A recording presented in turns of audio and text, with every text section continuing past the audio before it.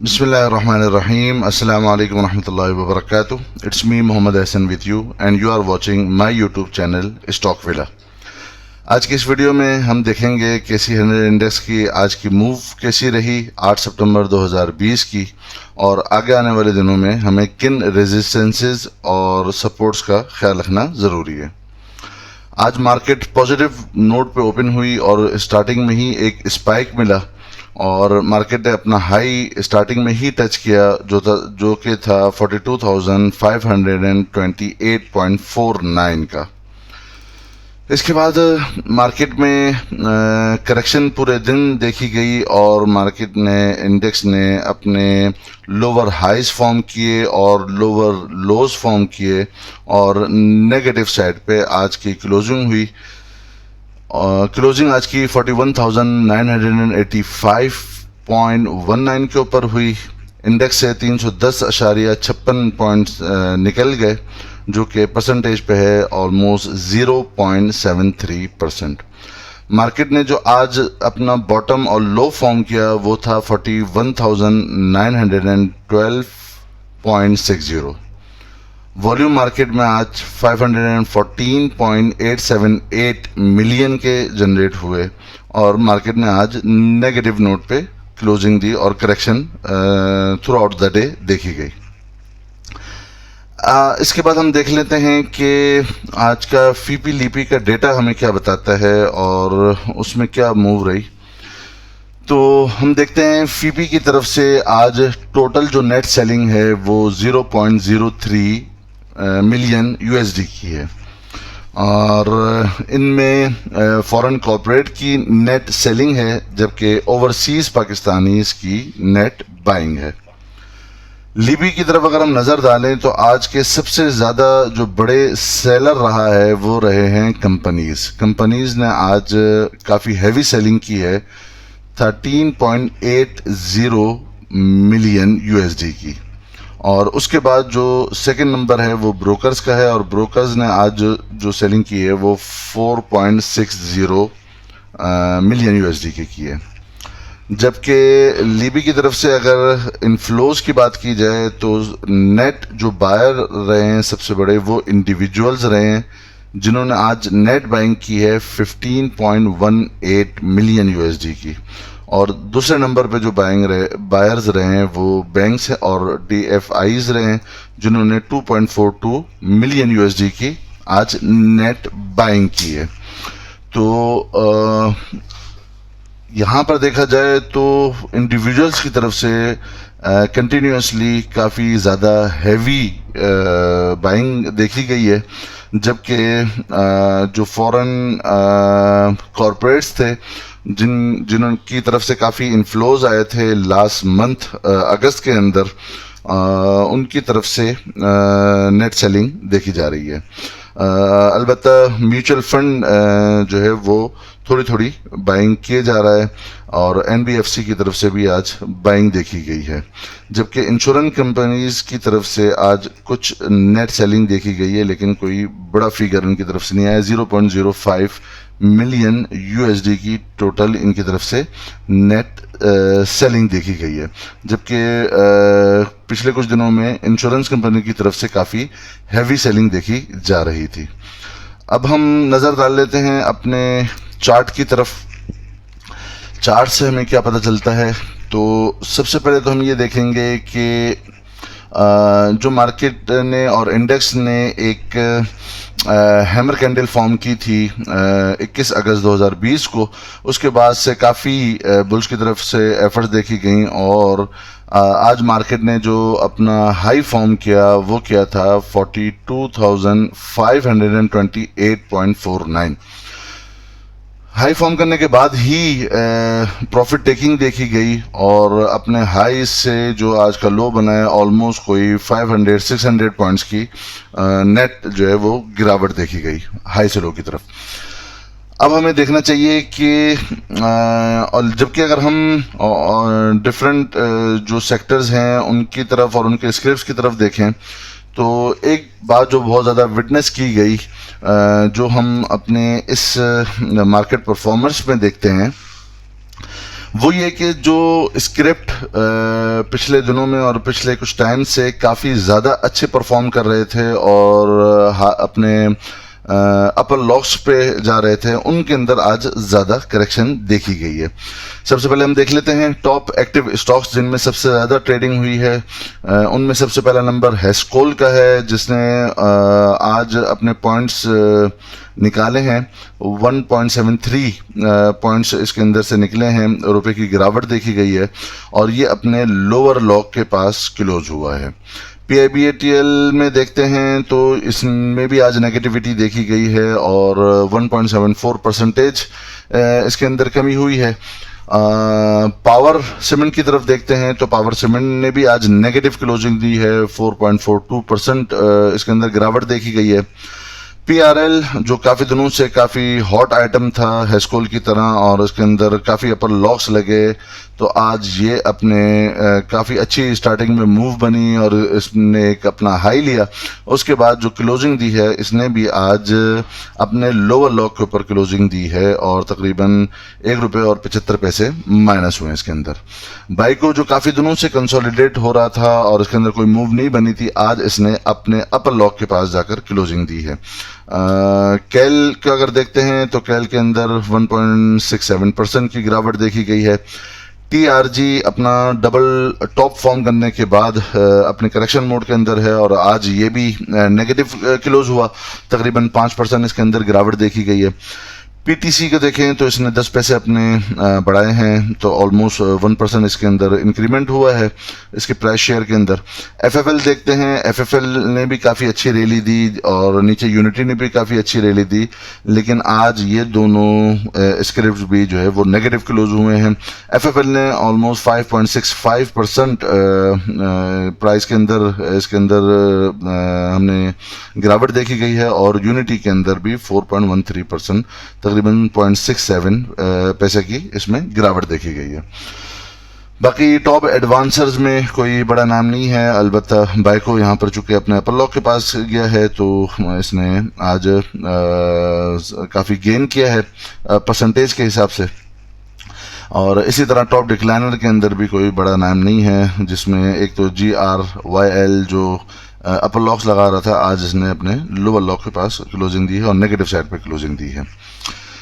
इससे अगर हम टॉप एक्टिव स्टॉक्स में अगर देखें और आज की जो जितने भी स्क्रिप्ट जो काफ़ी ओवरबॉट हुए थे और काफ़ी रैली दे चुके हैं, तो आप ये नोट करेंगे कि उन्हीं के अंदर काफ़ी ज़्यादा गिरावट देखी गई है।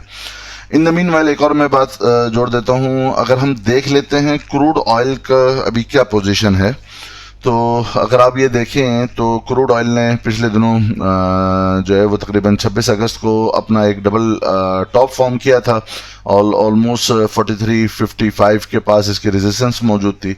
उसके बाद से इसके अंदर एक डाउनफॉल शुरू हुआ है और अभी अच्छा खासा इसके अंदर गिरावट देखी गई है और अभी फिर इसने अपना आज जो लो फॉर्म किया है, जब तक मैं वीडियो बना रहा हूँ उस वक्त जो लो फॉर्म हुआ है इसका वो 36.13 USD डॉलर पर बैरल के ऊपर ये इसने अपना लो फॉर्म किया है और अब इसके अंदर काफ़ी ज़्यादा गिरावट अभी हमें देखी है, तकरीबन $36 के करीब ये आ गया है। लेट्स सी इसके अंदर अब आगे क्या मूव बनती है। अब आ जाते हैं हम अपने चार्ट की तरफ। तो एक तो हमने जो अभी रिपोर्ट देखी उसके अंदर हमें ये पता चला है कि वो स्क्रिप्ट जो कि काफ़ी ओवरबॉट थे उनके अंदर आज काफ़ी हैवी सेलिंग देखी गई और प्रॉफिट टेकिंग देखी गई। और बहुत सारे ऐसे स्क्रिप्ट्स हैं जो काफ़ी दिनों से जब मार्केट ये अपना आउट परफॉर्म कर रही थी और पॉजिटिव जा रही थी, उस वक़्त वो वाले स्क्रिप्ट नहीं चल रहे थे और उनमें से काफ़ी सारे स्क्रिप्ट आज भले मार्केट नेगेटिव भी रही लेकिन वो स्क्रिप्ट आज भी पॉजिटिव रहे। तो इससे हमें एक तो ये चीज़ समझ में आती है कि जो ओवरबॉट स्टॉक्स थे उनके अंदर एक काफ़ी हैवी सेलिंग हमने नोट की है, जिसकी वजह से इंडेक्स नीचे की तरफ ड्रैग हुआ है और प्लस इंटरनेशनल क्रूड ऑयल और WTI क्रूड ऑयल के अंदर भी काफ़ी गिरावट देखी गई है। तो चूंकि हमारी मार्केट में ENP और OMC सेक्टर का काफ़ी वेटेज होता है, तो मोस्ट प्रोबेबली हम देखेंगे कि इसकी वजह से भी इंडेक्स जो है वो नीचे की तरफ ड्रैग होगा, चूँकि इन स्टॉक्स के अंदर और इनके स्क्रिप्ट्स के अंदर भी हमें प्रेशर महसूस हो सकता है। आ जाते हैं हम अपने चार्ट की तरफ। कौन से रेजिस्टेंसेस आगे अनकरीब मौजूद हैं और कौन से एरियाज के अंदर हम देख सकते हैं कि वो सपोर्ट का काम कर सकते हैं। सबसे पहले तो हम ये देखते हैं सपोर्ट कौन कौन से एरियाज बन सकते हैं। अगर हम ये देखें कि हमने जो ये एक चैनल पहले बनाया हुआ था जिससे मार्केट सपोर्ट पहले भी ले चुकी है, तो एक तो इसका ये एरिया है मौजूद है हमारे पास कि इस चैनल का जो बॉटम आता है ये मार्केट के लिए एक मेन सपोर्ट का काम कर सकता है। बेसिकली हमारे पास जो सपोर्ट्स हैं वो दो सपोर्ट्स और एक मेजर सपोर्ट हमारे पास मौजूद हैं। सबसे नियरेस्ट जो सपोर्ट है मार्केट के पास वो है 41,913 41,913 के ऊपर। अगर कल मार्केट इससे नीचे जाती है और नीचे सस्टेन करती है 1 से 2 घंटा, तो हम ये समझेंगे कि ये सपोर्ट जो है वो टूट चुकी है। उसके बाद जो हमारे पास दूसरी सपोर्ट आती है मेजर, वो आती है 41,173.95 के पास। ये एक काफ़ी मजबूत एक सपोर्ट हमें दिखती है। जैसे कि मार्केट ने इसी एरिया से यहाँ से रेजिस्टेंस लास्ट टाइम ली थी और बिल्कुल इसी एरिया पे मार्केट ने रेजिस्टेंस ली थी और तोड़ने में उसको टाइम लगा था इस रेजिस्टेंस एरिया को।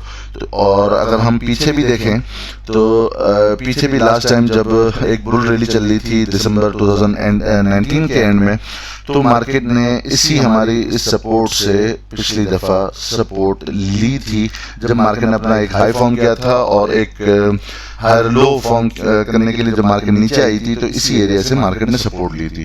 तो ये एक काफ़ी इम्पोर्टेंट सपोर्ट हमें मिलेगी जो मौजूद है हमारी 41,173.95 के ऊपर।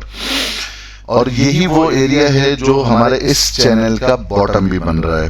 तो यहाँ पर मल्टीपल सपोर्ट हमारे पास अभी इंडेक्स के पास मौजूद है। जो बहुत स्ट्रॉन्ग एक सपोर्ट मौजूद है, इसके बाद अगर यहाँ से भी मार्केट सपोर्ट नहीं लेती और अपने इस ट्रेंड चैनल को ब्रेक करती है, तो उसके बाद जो एक सपोर्ट आएगी वो आएगी 40,720.44 के ऊपर। ये वो एरिया होगा जहां से मार्केट सपोर्ट ले सकती है। तो बेसिकली हमें इन एरियाज पे नज़र रखनी होगी, सपोर्टिव एरियाज के ऊपर। अभी तक के लिए मार्केट में जो एक करेक्शन आई है वो एक ड्यू करेक्शन है और ये मार्केट के लिए एक हेल्दी साइन है। अगर करेक्शन ना आती और मार्केट हमारे इस टॉप के पास इसी तरीके से तेजी के साथ रैली बनाते हुए ये 43,200 एंड 500 वाले एरिया को टच करती, तो यहाँ से अगर करेक्शन के बगैर किया जाता तो यहाँ से हमें डेफिनेटली रिवर्सल का साइन मिलता जो मार्केट को काफी तेजी के साथ नीचे की तरफ पुश करता। अगर मार्केट इसी एरिया में कंसोलिडेट करती है और इसी एरिया के अंदर सपोर्ट अपनी बनाती है, तो उसके बाद हमारे लिए काफी ज्यादा चांस ये होगा, क्योंकि मार्केट में फ्रेश बाइंग आ चुकी होगी और अपनी सपोर्ट मजबूत कर चुकी होगी मार्केट, तो हमारे लिए ये जो हमारी रेजिस्टेंस है 43,200 के अराउंड में, इसको तोड़ना काफी आसान हो सकता है या एटलीस्ट इसको टच करना काफी आसान होगा। तो मेजर जो हमारे लिए रेजिस्टेंस होगी वो यही वाला एरिया होगा जो हमारे लिए एक डबल जो है वो टॉप का बनाएगा, जो ऑलमोस्ट 43,200 to 500 के इन बिटवीन है। एक चीज ये चेक कर लेते हैं कि अगर हम वीकली बेसिस पे इसे चेक करें, तो वीकली बेसिस पे जिस तरह हमने अपना वीकली लास्ट एनालिसिस किया था, जिसमें आप दोस्तों को ये बताया था कि यहाँ पर वीकली रेजिस्टेंस मौजूद थी इंडेक्स के पास और ये जो रेजिस्टेंस मौजूद थी वो हमारी मौजूद थी इस एरिया में, जो मैं पहले ये चार्ट क्लियर कर लेता हूँ ताकि आप सब दोस्तों को समझना आसान हो जाए। हम वीकली बेसिस पे भी चेक कर रहे हैं कि वीकली बेसिस पे जो हमने कहा था कि मार्केट ने ब्रेकआउट दिया है, तो जब लास्ट वीक मार्केट ने जो क्लोजिंग दी है वो बहुत अच्छी क्लोजिंग दी है, जो एक वीकली ट्रेंड लाइन की रेजिस्टेंस मौजूद थी, वहां से हमें ये कैंडल ने ब्रेकआउट दिया है। और चूंकि काफ़ी कंटिन्यूसली बुल रैली चल रही है, तो यहाँ पर मज़ीद बेहतर यही होगा कि यहाँ पे कंसोलिडेशन हो जाए मार्केट की, या एटलीस्ट इंटरडे बेसिस पे जो है वो कुछ सेशन ऐसे हों जिसके अंदर करेक्शन हमें देखें। तो अगर मार्केट नीचे भी आती है तो हमारे उन सपोर्ट एरियाज के अलावा चूंकि यहाँ से ट्रेंड लाइन की तरफ से वीकली बेसिस पे रेजिस्टेंस से ऊपर क्लोजिंग हुई है, तो अब नेक्स्ट टाइम जो ये रेजिस्टेंस थी, यही एरिया हमारे लिए एक मजबूत सपोर्ट का काम भी ऑन अ वीकली बेसिस ये कर सकता है। अलबत्ता हम डेली बेसिस पे या इंटरडे बेसिस पे करेक्शन एक्सपेक्ट कर सकते हैं। इस हवाले से अब हमें किन स्क्रिप्ट के ऊपर नज़र रखनी चाहिए, तो स्पेशली ऐसे स्क्रिप्ट जो बहुत ज़्यादा ओवरबॉट हैं, तो हम एटलीस्ट उनके अंदर प्रॉफिट टेकिंग कर सकते हैं। 50% आप प्रॉफिट टेकिंग कर सकते हैं। और इवन अगर कोई मीडियम टर्म का इन्वेस्टर है और ट्रेडर है, तो वो उनको अगर उसने काफ़ी ज़्यादा उसकी जो है ना नीचे की बाइंग है, तो वो उसको होल्ड भी इवन कर सकता है। हमारे लिए परेशानी उस वक्त होगी जब हमारी जो थर्ड सपोर्ट थी, मार्केट अगर उसको ऑनर नहीं करती और वहाँ से नीचे की क्लोजिंग देती है, तो फिर हमारे लिए परेशानी होगी। अदरवाइज अभी हमें परेशान होने की कोई ज़रूरत नहीं है। ये था आज का एक ओवरव्यू। उम्मीद है आप तमाम दोस्तों को पसंद आया होगा। अगर पसंद आया है तो चैनल को सब्सक्राइब कर लीजिए जिन दोस्तों ने सब्सक्राइब नहीं किया, और बेल आइकन पर भी क्लिक कर दीजिए ताकि आने वाली तमाम वीडियोस आप तक सबसे पहले पहुंच सकें। आप तमाम दोस्तों का वीडियो देखने का बहुत बहुत शुक्रिया। अपना ख्याल रखिएगा और हमारे इस चैनल का भी। अल्लाह हाफिज़।